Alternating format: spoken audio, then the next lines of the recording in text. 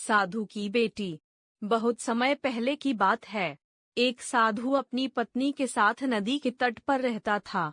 उन दोनों की कोई संतान नहीं थी। उनकी बड़ी इच्छा थी कि कम से कम एक संतान उनके यहाँ जरूर हो डंडा। एक दिन साधु जब तपस्या में लीन था, तभी एक चील ने अपने पंजे में फंसी एक चूहिया उसके ऊपर गिरा दी डंडा। साधु ने उस चूहिया को घर ले जाने का निश्चय किया, लेकिन उससे पहले उसने उसे एक लड़की में बदल दिया। उस लड़की को देखकर साधु की पत्नी ने पूछा, कौन है ये?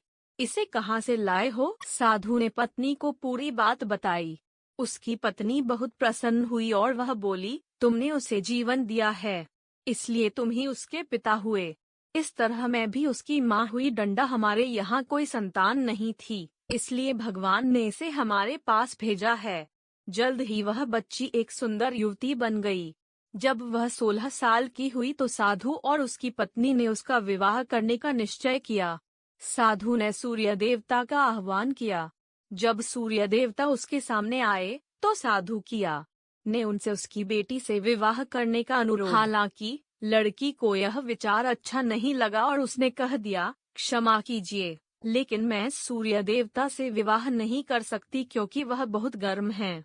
निराश साधु ने सूर्य देवता से कहा कि अब वे ही उसकी लड़की के लिए कोई सुयोग्य वर सुझाएं। डंडा, सूर्य देवता ने कहा, बादलों के देवता से आपकी लड़की की जोड़ी सही बैठेगी क्योंकि वे ही धूप की गर्मी से उसकी रक्षा कर सकते हैं।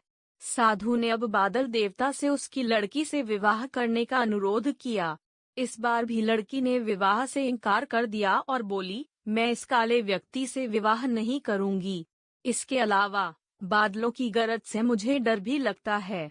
साधु फिर से उदास हो गया और उसने बादल देवता से अनुरोध किया कि वे ही कोई सुयोग्य वर सुझाएं। डंडा, बादल देवता ने कहा, पवन देवता के साथ इसकी जोड़ी अच्छी रहेगी क्योंकि वे आसानी से मुझे उड़ा सकते हैं। साधु ने अब पवन देवता से विवाह का अनुरोध किया। इस बार भी लड़की ने विवाह से इनकार कर दिया और बोली, मैं ऐसे अस्थिर व्यक्ति से विवाह नहीं कर सकती जो हर समय यहाँ वहाँ उड़ता रहता हो। डंडा, साधु काफी परेशान हो गया। साधु ने पवन देवता से ही कोई सुयोग्य वर सुझाने को कहा। पवन देव ने जवाब दिया, पर्वतों के राजा बहुत मजबूत और स्थिर हैं। वे बहती हुई हवा को भी आसानी से रोक सकते हैं। उनसे आपकी लड़की की जोड़ी सही बैठेगी। साधु अब पर्वतराज के पास गया और उससे उसकी लड़की के साथ विवाह करने का अनुरोध किया। हालांकि इस बार भी लड़की ने विवाह करने से इनकार कर दिया और कहा, मैं ऐसे किसी व्यक्ति से विवाह नहीं कर सकती जो इतना कठोर और ठंडा हो। डंडा, लड़की ने साधु से किसी नर्म वर को खोजने को कहा। साधु ने पर्वतराज से सलाह मांगी। पर्वतराज ने जवाब दिया, किसी चूहे के साथ ही आपकी लड़की की जोड़ी अच्छी रहेगी क्योंकि वह नर्म भी है और आसानी से किसी पर्वत में भी बिल बना सकता है। इस बार लड़की को वर पसंद आ गया। साधु काफी हैरान हुआ और बोला, भाग्य का खेल कितना निराला है। तुम मेरे पास एक चूहिया के रूप में आई थी और मैंने ही तुम्हें लड़की का रूप दिया था।